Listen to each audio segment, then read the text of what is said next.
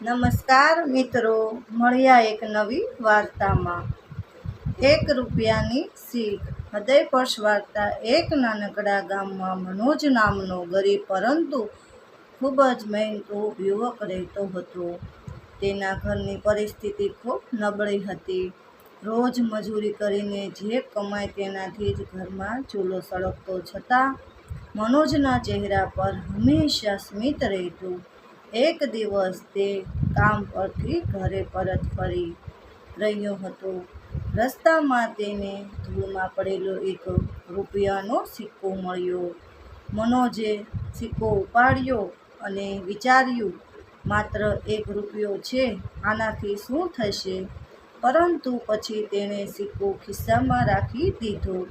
થોડું આગળ ગયો તો એક વૃદ્ધ દાદા રસ્તાની બાજુએ બેઠા હતા। તેઓ ખૂબ ભૂખ્યા હતા। મનોજ પાસે ખાવા માટે માત્ર 1 જ રોટલી હતી, જે તે પોતાના માટે લઈ જતો હતો। તેણે પોતાની રોટલી દાદાને આપી દીધી। દાદાએ ખુશ થઈને કહ્યું, બેટા, તારી દયા ક્યારેય વ્યર્થ નહીં જાય। મનોજ સ્મિત કરીને આગળ વધ્યો। બીજા દિવસે ફરી ગામે જતા સમયે તેણે નક્કી કર્યું કે રોજ મળતા છૂટા પૈસામાંથી 1 રૂપિયો બચાવશે। શરૂઆતમાં તેને લાગ્યું કે 1 રૂપિયો બચાવવાથી શું ફરક પડે છે, પરંતુ તેણે આ ટેવ ચાલુ રાખી। દિવસો પસાર થયા, મહિના વીતી ગયા। ધીમે ધીમે તેની પાસે સારા એવા પૈસા ભેગા થઈ ગયા। તે પૈસાથી તેણે નાનકડી ચાની લારી શરૂ કરી। મનોજની મહેનત અને ઈમાનદારીને કારણે તેની લારી ખૂબ ચાલવા લાગી। લોકો ખાસ તેની પાસે ચા પીવા આવતા। થોડા વર્ષોમાં તે ગામનો સફળ વેપારી બની ગયો। એક દિવસ તે પોતાની દુકાનમાં બેઠેલો હતો ત્યારે એક વૃદ્ધ વ્યક્તિ આવ્યો। મનોજે તેમને જોયા અને તરત ઓળખી ગયો। આ તો એ જ દાદા હતા જેમને તેણે વર્ષો પહેલાં પોતાની રોટલી આપી હતી।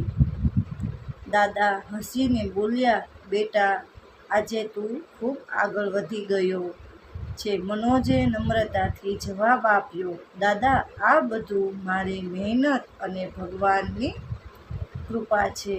દાદાએ કહ્યું, હા બેટા, પણ યાદ રાખ, તારી સફળતાની શરૂઆત 1 રૂપિયાથી નહીં, પરંતુ એક સાચા વિચારથી થઈ હતી।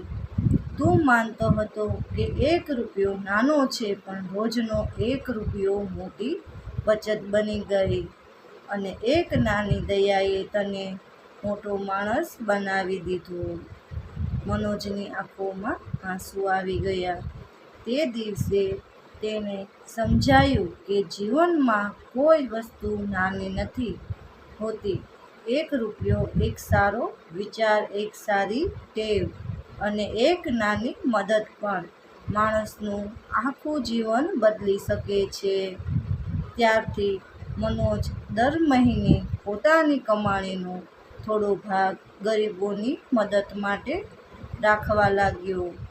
ગામના બાળકોને ભણવામાં મદદ કરતો અને જરૂરિયાતમંદ લોકોની સેવા કરતો। લોકો તેને માત્ર સફળ વેપારી તરીકે નહીં, પરંતુ સારા માણસ તરીકે ઓળખવા લાગ્યા। મિત્રો, આ વાર્તા ઉપરથી એટલું કહેવા માંગુ છું, જીવનમાં કોઈ વસ્તુ નાની નહીં હોતી। 1 રૂપિયો બચતથી શરૂઆત કરી શકે છે, અને એક નાનું સત્કર્મ આખું જીવન બદલી શકે છે। નાની નાની સારી ટેવો અને દયાભાવ જ માણસને સારા અર્થમાં મોટા બનાવે છે। મિત્રો, આ વાર્તા ઉપરથી એટલી શીખ આપણને મળે છે। જો મિત્રો તમને વાર્તા ગમી હોય તો તમારા મિત્રોને શેર કરજો, લાઈક કરજો। મળશું એક નવી વાર્તામાં। જય માતાજી।